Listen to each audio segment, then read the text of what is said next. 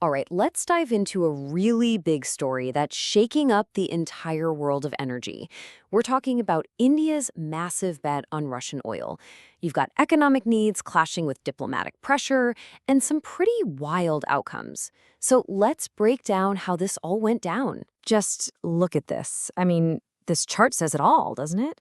5 years ago, Russia was barely a blip on India's radar for oil imports, like 1%. Fast forward to today, and we're talking about 35%. That is a huge shift.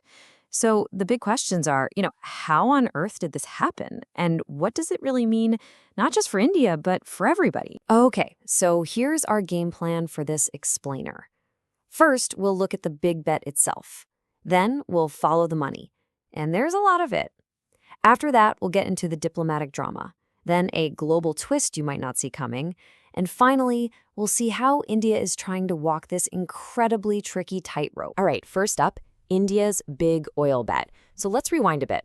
A massive global crisis completely upended the energy world. And out of that chaos came this, let's call it a very unique and very controversial opportunity. So you had Western sanctions hitting Moscow, right?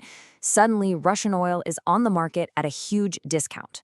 Now, if you're a country like India, which has to import something like 85% of its oil, well, that's an opportunity that's pretty hard to pass up. And they didn't. They started buying it up in enormous amounts. This wasn't just a small change. It was a total shift in their energy strategy. And that leads us right to the economic payoff. I mean, why would you make such a massive, risky move? Simple. The money was just too good to ignore. And we're talking about huge financial wins here.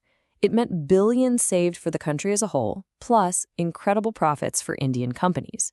So let's actually look at the numbers, because they're pretty eye-popping. Okay, get this. If India were to just turn off the tap on this discounted Russian oil, its import bill could jump by $9 billion in just 1 year.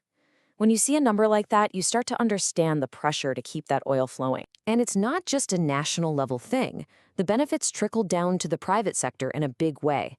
Take just one company, a huge refiner, Reliance Industries. They're thought to have pulled in about $6 billion in extra gains just by processing this cheaper crude. The scale of the money involved here is just staggering. But, a move this huge never happens in a vacuum.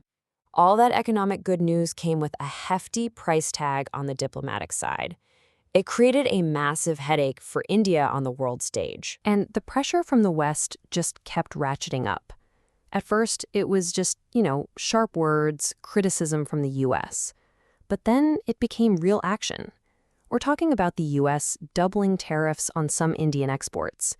And then, more recently, the EU made a really big move, actually sanctioning an Indian refinery that cut it off from European markets and their financial systems. So the consequences are getting more and more serious. Okay, but here's where the plot thickens. Because while India was taking all this heat diplomatically, what it was doing was actually having this really unexpected and pretty significant effect on the entire global market. It's kind of strange to think about, but by buying up all that Russian oil, India basically became a shock absorber for the whole world. It was soaking up all the supply that other countries were refusing to touch.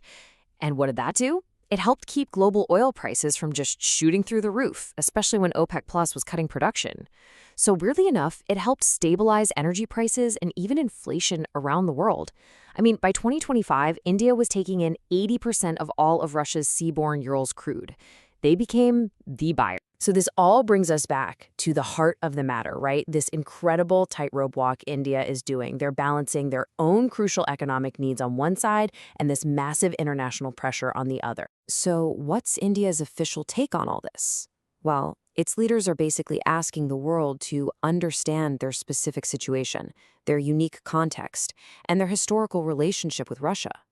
They're defending these oil purchases as purely economic decisions that are absolutely essential for their own national interest. So really, it all boils down to this central dilemma. You've got this massive pull from the economic side.